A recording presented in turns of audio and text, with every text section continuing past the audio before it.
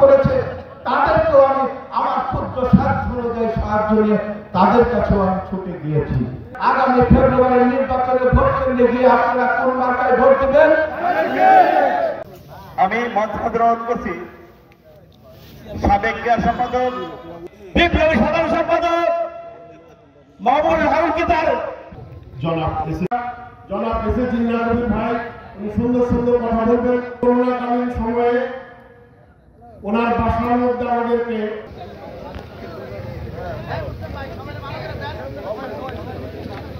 আওয়ামী লীগকে বিজয়ী করে দেওয়ার জন্য ষড়যন্ত্র করে আমাকে নির্বাচন থেকে দূরে রাখে।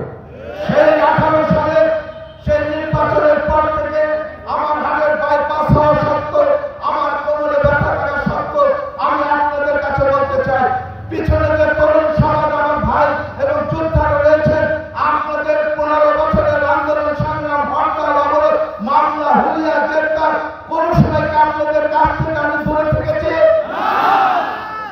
টানা তৃতীয়বার অর্জন করেছে দেশের সেরা সুপার ব্র্যান্ড স্বীকৃতি বসুন্ধরা টিস্যু।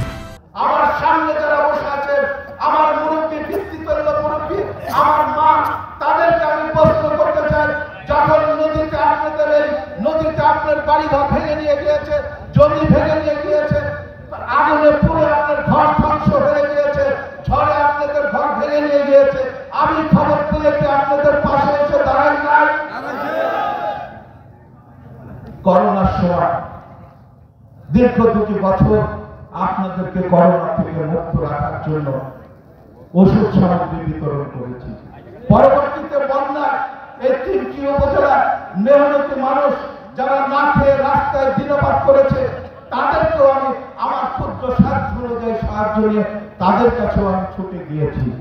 আমার নেতা বলেছেন, আগামী দিনে যারা আন্দোলন সংগ্রামে অংশগ্রহণ করেছে, যারা আমার নেতাদের পাশে থেকেছে, যারা আমার এই বাংলাদেশের মেহনতি মানুষের পাশে থেকেছে, পাশে রেখেছে, যারা সশরীরে উপস্থিত হয়ে বাঙালি স্বৈরাচারের বিরুদ্ধে লড়াই সংগ্রাম করেছে, যারা হামলার শিকার হয়েছে, যারা জেল খেটেছে, যারা মামলায় গ্রেপ্তার হয়েছে, যারা তাদের নির্বাচনী এলাকার জনগণের সাথে থেকেছে, জনগণের সুখ দুঃখকে নিজের সত্যকে হিসাবে বেছে নিয়েছে, তাকে আগামী দিনে মনোনয়ন দেওয়া হবে।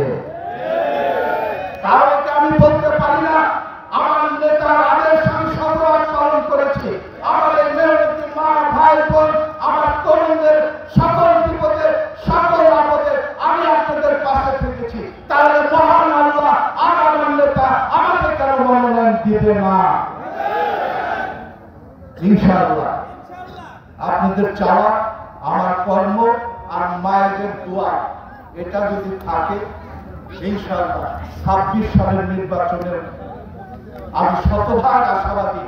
আমার নেতা, আমার মহান সৃষ্টিকর্তা আপনাদেরকে আমার নমিনি হিসাবে 22 আসনের মনোনয়ন দিবেন বা দোয়া হবে। আল্লাহর উপর ভরসা রেখে আমি বলতে চাই, আপনাদের যদি আমি স্পষ্টভাবে বলতে চাই, আগামী ফেব্রুয়ারির নির্বাচনে ভোট কেন্দ্রে গিয়ে আপনারা কোন মার্কায় ভোট দিবেন?